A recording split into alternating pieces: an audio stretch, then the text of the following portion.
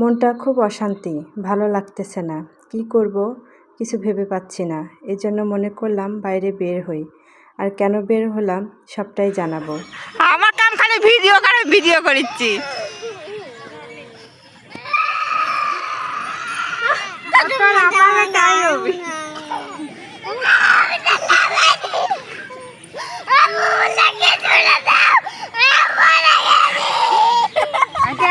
আব্বা আমার সোনা পাখি ইনকা করে পড়ে গেছে।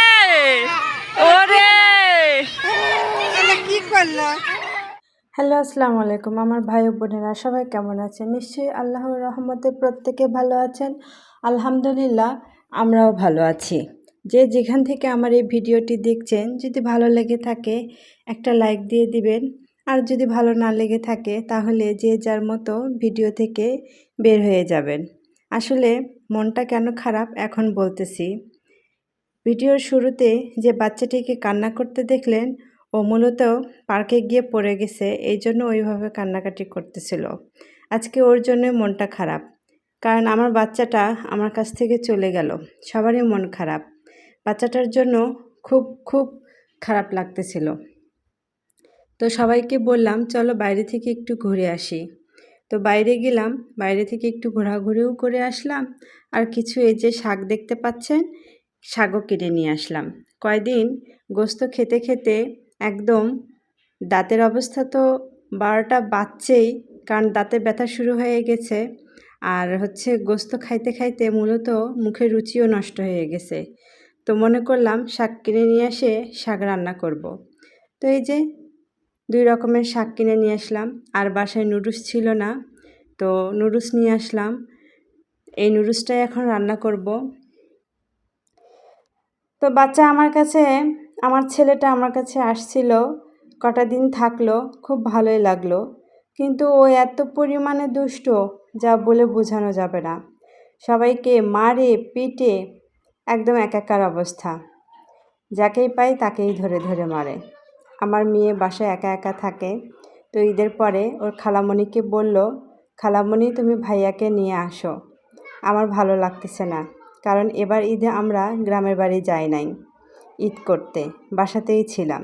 আর সেজন্যই ছোট বাচ্চাটা আমার খুব মন খারাপ করতেছিল।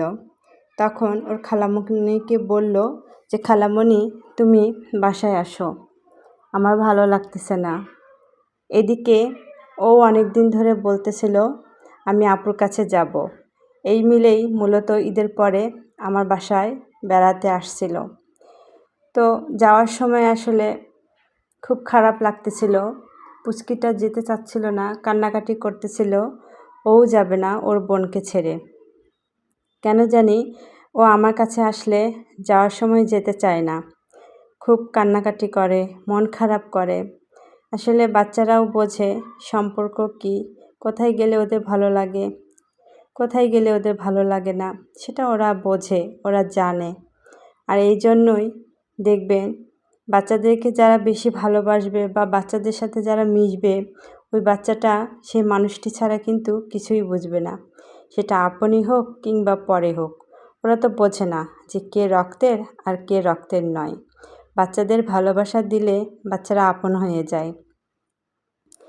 তো যাই হোক, এদিকে নুডলস নিয়ে আসলাম, নিয়ে আসে যে রান্না করলাম। সবাই বলতেছে ক্ষুধা লাগছে। আমি তো কিছুই রান্না করি নাই, আমার মা রান্না করে দিয়ে গেছে, সেটাই আছে, আর কিছু রান্না করিও নাই।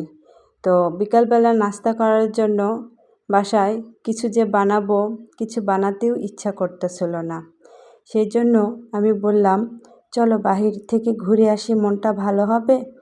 আর যদি কিছু কিনে খেতে চাও চলো আমরা গিয়ে খেয়ে আসি। তো গিয়ে দেখি হোটেল টোটেল বন্ধ। তখন এই যে নুডলস বাসায় ছিল না, নিয়ে আসে এখন রান্না করে সবাইকে দিচ্ছি।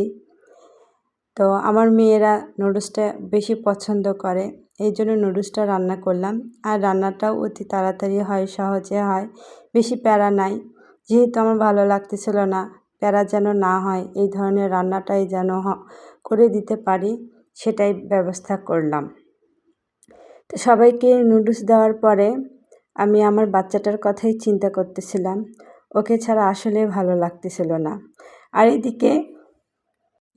এদিকে মেয়ে বলতেছে যে আম্মু পেঁয়াজ কেন দিছো? ও নুডলসে পেঁয়াজ একদম পছন্দ করে না। ও নুডলসে পেঁয়াজ দেখলে জেনে কি একটা হয়, ও পেঁয়াজ খেতে পছন্দ করে না। তো তারপরে শাক এখন যেটা নিয়ে আসছি সকালবেলা, রাত্রেবেলা আমি কিচ্ছু করি নাই। তো সকালবেলা ঘুম থেকে উঠেই এই যে শাকটা বাছাবাছি করব, কাটাকাটি করব। এই শাকটা আমি মূলত রান্না করব কাঁঠালের বিচি দিয়ে, আলু দিয়ে একটু লসা লসা ঝোলের মতো করব, যেন খেতে ভালো লাগে। আর এদিকে কলমি শাক নিয়ে আসছি, গরম গরম কলমি শাক ভাজি আমার হাজব্যান্ড খুব পছন্দ করে, ওর কোনো কিছু ঠান্ডা ভালো লাগে না। তারপরে এই যে শাক কাটাকাটি করে এখন ধুয়ে টুয়ে সব কিছু রান্না করে নিব। বেশি কিছু রান্না করব না, শুধু শাকটাই রান্না করব। যেহেতু কয়দিন ধরে শুধু গোস্তই খাওয়া হচ্ছে, সেহেতু অন্য কোনো কিছুই আর করব না। তো যাই হোক, এদিকে আমার বাচ্চাটার কথা আবারও বলি। আমার বাচ্চাটার জন্য সত্যিই মন খারাপ করতেছিল। ও কয়দিন বাসায় ছিল, খুব ভালো ছিল, কিন্তু এতটা পরিমাণে দুষ্টুমি করতেছিল যা বলে বোঝানো যাবে না। প্রচণ্ড পরিমাণে ও দুষ্টু। এত দুষ্ট যে কেন আমিও জানি না। যতক্ষণ মোবাইলে থাকে ততক্ষণ ভালো, আর মোবাইল থেকে একটু অন্যমনস্ক হইলে বা ওর যখন মোবাইল দেখতে ভালো লাগে না, তখনই সবার সঙ্গে দুষ্টুমি শুরু করে দেয়। বিশেষ করে সবাইকে ধরে ধরে মারে।